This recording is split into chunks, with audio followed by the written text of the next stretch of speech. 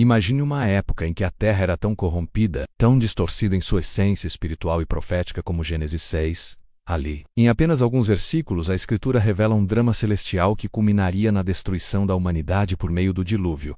Mas diferente de outras vezes, aqui o julgamento é total. Ele não apenas pune os homens, ele decide recomeçar tudo. A terra é coberta por águas e apenas Noé. Vamos explorar quem foram os vigilantes e por que sua rebelião foi tão séria que eles foram acorrentados por milênios no abismo. O que eles ensinaram à humanidade? E o que isso tem a ver com os demônios que ainda hoje atuam no mundo? O homem justo em suas gerações é poupado. A tradição oral afirma que Noé não era apenas justo moralmente, mas também puro em sua linhagem, ou seja, sem o DNA dos Nefilins. Isso pode soar estranho aos ouvidos modernos, mas para o pensamento bíblico, a pureza espiritual estava profundamente ligada à integridade da criação. Deus queria preservar algo original, intacto, livre da contaminação que os gigantes trouxeram. Mas há algo ainda mais perturbador nessa narrativa. Os tais Nefilins. A Bíblia indica que os Nefilins não desapareceram completamente. Em Números 13 e 33, quando os espias enviados por Moisés observam a terra prometida, eles voltam apavorados. Vimos ali os Nefilins descendentes de Enaque, e éramos aos nossos olhos como gafanhotos. Como isso é possível, se os gigantes foram destruídos no dilúvio? A resposta está nas entrelinhas. Alguns estudiosos sugerem que a corrupção dos vigilantes se repetiu após o dilúvio. Outros, que linhagens remanescentes de gigantes como os Anaquins e Refaíns sobreviveram de alguma forma. Seja como for, o rastro desses seres atravessa a história bíblica. Golias, o gigante filisteu, era apenas o último de uma linhagem ameaçadora que desafiava o povo de Deus. Mencionados como os valentes, homens de renome, eles não são descritos apenas como grandes em estatura misturando céu e terra de forma perversa. E essa tentativa não terminou no Gênesis. Segundo o próprio Jesus, como foi nos dias de Noé, assim será na vinda do Filho do Homem. Ou seja, os mesmos padrões espirituais, as mesmas corrupções, os mesmos sinais se repetirão. Hoje vivemos tempos onde a ciência tenta modificar o humano, onde as fronteiras espirituais são cruzadas com ousadia, onde a sedução por conhecimentos ocultos volta com força. Os Nefilins podem não estar entre nós fisicamente, mas o espírito deles continua ativo. Mas também como figuras poderosas e influentes, os titãs de um tempo esquecido, símbolos de uma mistura profana entre o céu e a terra. Muitos estudiosos tentaram racionalizar sua existência como metáforas ou hipérboles culturais. Mas e se a Bíblia estiver falando literalmente? E se os Nefilins foram de fato gigantes reais, híbridos monstruosos cuja presença contaminou a criação, que o próprio Deus declarou: "Arrependo-me de ter criado o homem"? Esse não é apenas um versículo perdido em Gênesis. Foi amplamente lido por cristãos primitivos, menos aprofunda esse mistério. Nele, os vigilantes, uma classe de anjos, desceram à terra em rebelião, tomaram mulheres humanas e geraram os gigantes. Mas o problema não foi apenas biológico. Esses seres ensinaram aos homens segredos ocultos, feitiçaria, manipulação genética, armas de guerra, astrologia, encantamentos. Ou seja, não foi só a carne que se corrompeu menos, mas também a alma, o conhecimento, a espiritualidade humana. O mundo mergulhou numa era de trevas tecnológicas e espirituais. Uma pré-Babilônia, uma pré-Torre de Babel. Uma civilização onde os homens tentavam se tornar deuses com a ajuda de anjos caídos. É o prenúncio de um dos episódios mais sombrios e esquecidos da Bíblia. O surgimento dos Nefilins, os gigantes de outrora, seres que, segundo o relato bíblico, caminharam entre os homens menos, mas não eram exatamente homens. Eles eram fruto de uma união proibida entre os filhos de Deus e as filhas dos homens. Mas quem eram esses filhos de Deus, anjos caídos? Seres celestiais corrompidos pela luxúria? Ou uma linhagem antiga de reis e governantes ímpios que desejavam se tornar como deuses? O mistério é profundo, e a verdade foi silenciada por séculos. Poucas passagens bíblicas carregam tanta carga simbólica. A tradição judaica antiga, especialmente o livro de Enoque, que embora não canônico, e então Deus intervém. Mas o mais assustador, mais do que lendas, os Nefilins representam o símbolo supremo da rebelião cósmica, uma tentativa de desfazer a ordem criada por Deus. Este é apenas o começo. No próximo bloco, a maioria das pessoas imagina que Satanás foi o maior rebelde da história bíblica. Mas há uma classe de seres espirituais que cometeram algo ainda mais grave. Aos olhos de Deus, eles não apenas desobedeceram menos, eles cruzaram um limite que o próprio Satanás nunca ousou ultrapassar. O limite da criação, estamos falando dos vigilantes. Esses anjos não caíram por orgulho intelectual, como Lúcifer. Sua história está profundamente conectada com os demônios que ainda hoje atormentam o mundo. O livro de Apocalipse fala de um momento futuro, a inteligência artificial, a manipulação genética, o transhumanismo, a busca por imortalidade, tudo isso são ecos daquilo que os vigilantes ensinaram. O homem moderno, como o homem antigo, quer ultrapassar os limites da criação. Quer misturar o que é humano com o que é espiritual, com o que é mecânico, com o que é divino. A linha entre ciência e feitiçaria voltou a ser cruzada, e com ela, o espírito dos vigilantes volta a soprar sobre a terra, em que o abismo será aberto, e criaturas sairão dele. Para atormentar a terra, seriam essas criaturas os vigilantes aprisionados? Vamos descer ainda mais fundo nesse mistério e descobrir por que Deus foi tão severo com os nefilins, e o que significa o fato de eles reaparecerem após o dilúvio. Será que essas linhagens sobrevivem até hoje disfarçadas entre os povos? E mais, porque a terra prometida era justamente o território onde os gigantes viviam, ou os espíritos de seus filhos corrompidos? O texto não é claro, mas o simbolismo é poderoso. O retorno dos dias de Noé, menos como disse Jesus, não será apenas um retorno moral, será espiritual, cósmico, profético. Haverá um retorno dos mesmos padrões, das mesmas corrupções e talvez até das mesmas entidades. Segundo a tradição de Enoque, quando os nefilins morreram no dilúvio, seus espíritos sendo híbridos, nem totalmente humanos, nem totalmente celestiais, não retornaram ao céu nem à terra. Eles ficaram vagando, sedentos, perturbados, e se tornaram os espíritos malignos, os demônios que operam hoje. Isso explicaria por que os demônios do Novo Testamento sempre buscam habitar corpos, porque perderam o seu no julgamento de Deus. É por isso que Jesus diz que quando um espírito imundo sai de um homem, ele anda por lugares áridos buscando repouso. Eles são, em essência, heranças do pecado dos vigilantes. Eles caíram por desejo carnal, por cobiça da beleza humana, por uma paixão proibida que contaminou tudo ao seu redor. E o mais assustador, a Bíblia sugere que o julgamento sobre eles foi mais severo do que sobre o próprio diabo.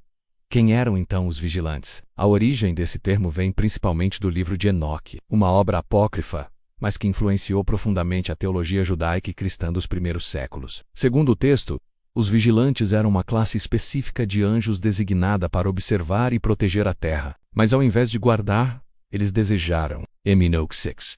Lemos que eles desceram ao Monte Hermon e fizeram um pacto entre si, jurando que todos iriam tomar esposas humanas, para que nenhum deles ficasse sozinho em sua transgressão. Essa descida, esse pacto sombrio, marcou o início de uma das maiores corrupções espirituais da história. Esses anjos não apenas tiveram filhos híbridos, os nefilins menos, mas também ensinaram aos homens segredos que estavam ocultos no céu. Azazel, um dos principais líderes dos vigilantes, aqui a punição foi exemplar. Diferente de Satanás, que ainda tem liberdade de ação até o tempo do fim, os vigilantes foram acorrentados, sim, acorrentados em prisões espirituais. Segundo a tradição de Enoque e confirmado por Judas 1,6, que diz: E aos anjos que não guardaram o seu principado, mas deixaram a sua própria habitação, ele tem reservado em prisões eternas, em trevas, para o juízo do grande dia. Pedro também menciona esses mesmos seres, dizendo que Deus os lançou ao Tártaro, um lugar mais profundo que o próprio inferno, um abismo onde ficam contidos os que ultrapassaram o ponto sem volta. Revelou aos humanos como fabricar armas de guerra,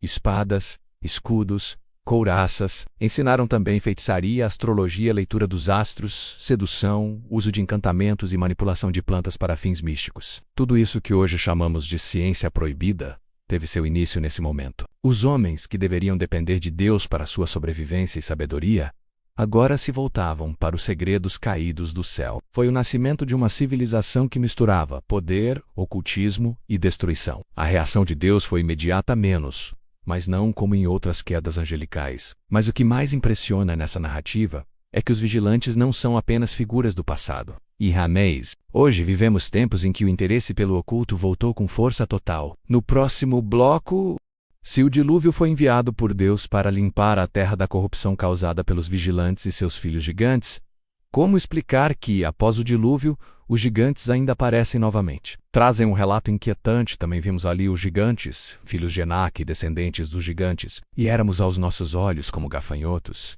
e assim também éramos aos olhos deles. Quando Deus ordena a destruição total desses povos, Ele está agindo com uma justiça que vai além da nossa compreensão moderna. Muitos criticam os textos do Antigo Testamento onde Deus manda destruir cidades inteiras, homens, mulheres, crianças e até animais. Mas quando entendemos o pano de fundo espiritual, tudo muda. Essas nações não eram apenas perversas em moralidade, uma guerra invisível que nos cerca todos os dias. E quanto mais nos aproximamos dos tempos do fim, mais esses padrões emergem com força total. O que vai acontecer com eles no juízo final? E o que a Bíblia revela sobre sua atuação nos últimos dias antes da volta de Cristo? Como disse Jesus: como foi nos dias de Noé, assim será na vinda do Filho do Homem. Gigantes talvez não caminhem mais entre nós menos, mas os sistemas, os valores, os espíritos deles continuam vivos. Elas eram corruptas, em essência, carregavam uma herança genética e espiritual das linhagens dos Nefilins. E por isso Deus diz a Israel: não faças alianças com eles, não te cases com eles, não tomes nada do que é deles, porque a contaminação era real, era profunda. Quando enfrenta Golias, ele não está apenas lutando contra um filisteu, ele está confrontando uma linhagem ancestral, um inimigo espiritual que tentava ressurgir para paralisar o plano de Deus. E depois de Golias, surgem outros descendentes gigantes: Isbi-Benob, Seife, e um que tinha 6 dedos em cada mão e em cada pé. Eles eram remanescentes, fragmentos daquela antiga rebelião tentando se manter vivos. Mas Deus usou Davi e seus valentes para encerrar aquela linhagem pelo menos fisicamente. Essa não era apenas uma observação física. Era uma sensação de insignificância espiritual, disfarçadas, diluídas, mas ativas. Mas agora o campo de guerra é a mente, o corpo e a alma das pessoas. A cultura tenta normalizar a perversão. A ciência flerta com a modificação genética. A tecnologia avança para ultrapassar os limites da vida e da morte. Tudo isso são versões modernas da antiga tentação dos vigilantes e dos nefilins. E a Terra Prometida hoje não é apenas um lugar geográfico. É o coração puro, o templo interior, o espaço onde Deus quer habitar e onde as trevas querem impedir a presença dele. Não mais como gigantes visíveis, mas como sistemas espirituais, estruturas de dominação, elites que mantêm a humanidade afastada de Deus. Em Daniel 2, a estátua do sonho de Nabucodonosor tem os pés de ferro misturado com barro, um símbolo de reinos poderosos tentando se misturar com a fragilidade humana. E diz o texto: eles tentarão misturar-se com a semente dos homens, mas não se unirão. Isso ecoa diretamente o pecado dos vigilantes, uma tentativa constante de cruzar limites, de fundir o espiritual com o físico, o sagrado com o profano. A guerra espiritual nunca terminou, apenas mudou de forma. Os gigantes não eram apenas grandes em estatura, mas carregavam consigo um domínio opressor, uma herança de trevas que fazia o povo tremer. Eles não eram apenas guerreiros, eram linhagens espirituais impuras. A luta por Canaã, portanto, não era só por terra, era por pureza, por promessa, por santidade. É como se um fragmento daquela rebelião tivesse sobrevivido escondido, preservado em algum lugar ou reativado por outra ação espiritual. A Bíblia não dá detalhes explícitos sobre como os gigantes reapareceram, mas o fato é que eles estavam lá, firmemente estabelecidos em Canaã, exatamente a terra que Deus prometeu a Abraão e seus descendentes. Isso não foi coincidência. Foi guerra espiritual. O território da promessa era ao mesmo tempo o território da maior resistência espiritual. Em Números 13, quando os espias retornam da missão de observar a terra prometida, e não eram poucos, a Bíblia menciona vários povos gigantescos: os Anaquins, os Refaíns, os Emins, os Uzins, os Oreus, todos com origem misteriosa, todos vivendo em fortalezas, todos habitando exatamente o espaço que Deus separou para Israel. Em Deuteronômio, Moisés recorda que os Refaíns habitavam anteriormente em Á, e eram chamados Imins pelos moabitas, povo grande, numeroso e alto como os Anaquins. Isso mostra que esses seres não eram apenas figuras isoladas, mas grupos inteiros de descendência híbrida, espalhados por Canaã, como barreiras espirituais erguidas contra o povo de Deus. Era como se o próprio inferno tivesse colonizado a terra da promessa antes da chegada dos herdeiros legítimos. Mas há um detalhe ainda mais impressionante. Davi entendeu isso. Mas será que foi encerrada mesmo? Algumas tradições sugerem que linhagens ocultas dessas raças ainda existem. Hoje, essa batalha continua. O que está em jogo, portanto, não é apenas história antiga, é um padrão espiritual que se repete. No próximo bloco, vamos nos aprofundar ainda mais e responder qual será o destino final desses anjos caídos. A Bíblia é clara: toda rebelião espiritual terá um fim, e o destino dos anjos caídos, menos aqueles que desceram no Monte Hermon, revela um mistério profundo. E aos anjos que não guardaram o seu estado original, mas abandonaram a sua própria habitação, Ele tem guardado sob trevas, mas lançou-os no inferno, e os entregou às cadeias da escuridão. Isso é literal. É o momento em que a criação é purificada, onde os céus e a terra são renovados. Vamos revelar como essa guerra espiritual dos anjos caídos ainda afeta o mundo atual e o que Deus espera de você diante de tudo isso, onde a velha serpente ou dragão antigo que é Satanás será lançado no lago de fogo junto com seus anjos. E então, como diz Apocalipse 21, Deus enxugará dos olhos toda lágrima, e a morte já não existirá. Nem haverá luto, nem choro, nem dor, porque as primeiras coisas já passaram. O trono branco será real, os livros serão abertos, as obras serão expostas. Os caídos, tanto espirituais quanto humanos, menos comparecerão diante do justo juiz. E nesse dia não haverá mais engano, disfarce ou manipulação. Cada um será revelado por aquilo que é na essência. Os anjos que se rebelaram verão, diante de si, o trono do Deus que desprezaram, e serão lançados para sempre no lugar da segunda morte. Um lugar de separação eterna, onde nem luz, nem som, nem presença divina alcançam. Ficando reservados para o juízo, a palavra usada aqui no original grego é Tártaro, uma região ainda mais profunda do que o Hades.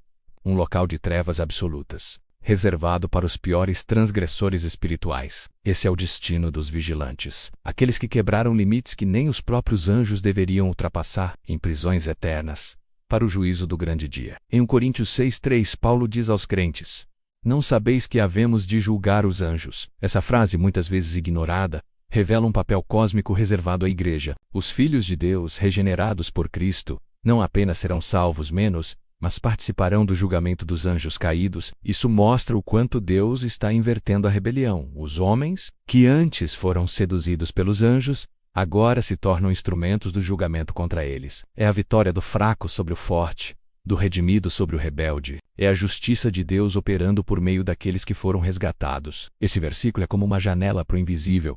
Mostra que muitos desses seres não estão soltos. Estão aprisionados, guardados, confinados em uma dimensão de trevas espirituais. Não é o inferno final, mas uma prisão provisória menos um abismo de escuridão onde a rebelião é contida até a hora do juízo. Tomaram mulheres humanas e corromperam a terra menos está selado desde o princípio. Quando o quinto anjo toca a trombeta e uma estrela cai do céu, ele está diretamente ligado ao destino eterno desses anjos rebeldes. Em Mateus 2:5-41, Jesus diz algo impactante: "Apartai-vos de mim, malditos, para o fogo eterno preparado para o diabo e seus anjos." Aqui vemos que o inferno, esse lago de fogo eterno, não foi originalmente feito para os homens, mas para os anjos rebeldes. A rebelião deles foi a primeira ruptura, o primeiro abismo, a primeira guerra, e será também o primeiro julgamento antes da nova criação. O lago de fogo não é apenas um castigo, é uma separação definitiva entre tudo o que é impuro e o que é santo, recebendo a chave do poço do abismo. De lá saem criaturas aterrorizantes, simbólicas ou reais, menos com aparência de gafanhotos, mas com rostos humanos e caudas de escorpião.